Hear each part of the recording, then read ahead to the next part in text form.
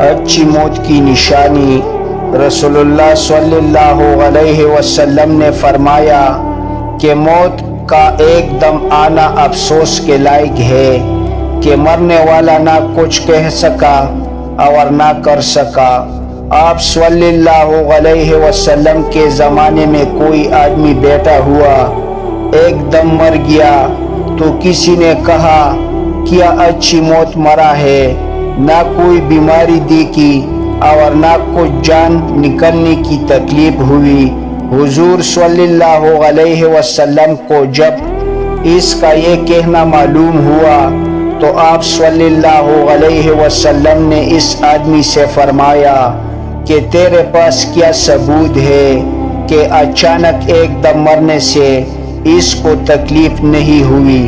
اگر اللہ تعالیٰ اس کو اس حال میں موت دیتا کہ وہ بیماری کی تکلیف اٹھاتا تو اس کی سب گناہ معاف ہو جاتا۔